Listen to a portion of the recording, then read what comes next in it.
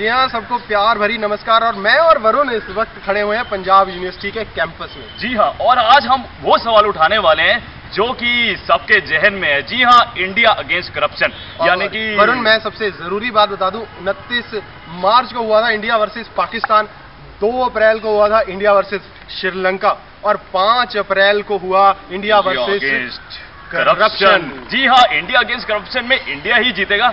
लेकिन हम जानना चाहेंगे कि इस करप्शन की सोच में हमारी यूनिवर्सिटी डूबा है कि नहीं।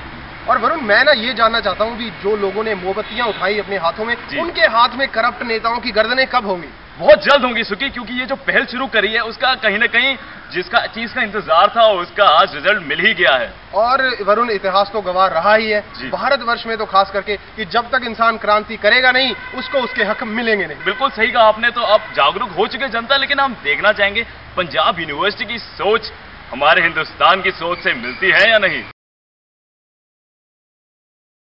जगजीत दुग्गल, इनसे पूछते हैं भी लोकपाल बिल को लेकर काफी गर्मा गर्मी रही और अन्ना हजारे जो अपने फास्ट से आज 10 बजे उठ रहे हैं, ये लोकपाल बिल है क्या? लोकपाल बिल, जैसा किरण बेदी जब आई थी यहाँ पे यूनिवर्सिटी में, उन्होंने बताया था कि लोकपाल बिल बेसिकली जब इन लोगों ने एंटी करप्शन के लिए अपील करी थी कि एक बिल पास होना चाहिए, तो गवर्नमेंट ने लोकपाल बिल पास किया था।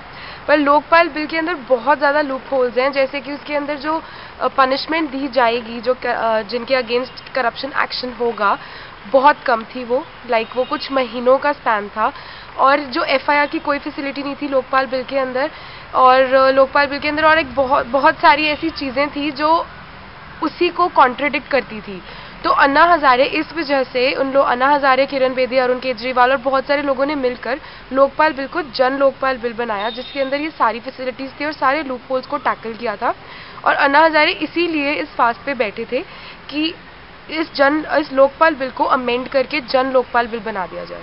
नेहा जी, मैं आपसे पूछना चाहता हूँ, लोकपाल बिल जिसके पीछे पूरा भारत एकजुट हो गया था और कह रहा था हम सब एक हैं, ये है क्या? लोकपाल बिल नहीं है, ये जन लोकपाल बिल है, जो कि अन्ना हजारे द्वारा एक इनिशिएटिव लिया गया है करप्शन को हटाने के लिए, जिसमें कि किरण बेदी, बाबा रामदेव, श्री पंडित रविशंकर जैसे बहुत ही नामी गिनामी लोग हैं और ये सब एकजुट हुए हैं करप्शन को मिटाने के लिए। क्योंकि जैसे कि हमने भी कुछ सालों में देखा कि करप्शन का लेवल कितना बढ़ चुका है, तो ये बिल जो है उन मिनिस्टर्स को हटाने के लिए हम जिनका क्रिमिनल बैकग्राउंड है, जो कि अनएजुकेटेड वहाँ पे बैठे हुए हैं, जिन्होंने कंट्री का बहुत ज़्यादा पैसा खाया है, और उन्हें उन पोजीशन से हटा के उन लोगों को उन सीट्स पे लाया जाए जो कि एक्चुअल में डिजर्व करते हैं उन पोजीशन पे बैठना। तो अन्ना हजारे ने ये जो अब तक का 5 दिन का फास्ट रखा है, अब गवर्नमेंट ने ये इनिशिएटिव लिया है कि चलो इस पे बातचीत की जाए, और आज 10 बजे मेरे ख्याल से उन्होंने अपना फास्ट तोड़ भी दिया होगा। तो पूरा देश अन्ना हजारे के लिए, इस देश के लिए इकट्ठा हुआ, जो कि मैं मानती हूँ बहुत अच्छी बात है, बहुत बड़ी बात है। इंडिपेंडेंस के बाद ये पहला मौका है जब हम सब इकट्ठे एकजुट हुए हैं। तो अन्ना हजारे की वजह से ये देश दोबारा इकट्ठा हुआ और करप्शन को हटाने के लिए एक बहुत ज़ोरदार एक मुहिम जो शुरू हुई है, मुझे लगता है कि ये सफल होगी। गुड इवनिंग सबको, और मैं हूं वरुण और मेरे साथ है नितिका पल वॉल्टर, जो कि पंजाब यूनिवर्सिटी की स्टूडेंट है। नितिका, जैसे आप जानते हो, आपने न्यूज़पेपर और टीवी चैनल्स में देखा ही हुआ कि जो अन्ना हजारे की पहल थी उसका कहीं ना कहीं हमें जवाब मिल गया है कि गवर्नमेंट मान चुकी है कि वो ड्राफ्ट जो है वो एक्सेप्ट होगा। तो उसके बारे में आप क्या कहना चाहते हैं? फर्स्ट ऑफ ऑल मैं यही कहना चाहूँगी कि it is ultimately the win of democracy. हम डेमोक्रेटिक कंट्री और हमारी जीत हुई है, और ऐसी पहल की बहुत ज़रूरत है हमारे देश को, क्योंकि कई इश्यूज़ हैं जो गवर्नमेंट बिल्कुल ध्यान नहीं देती।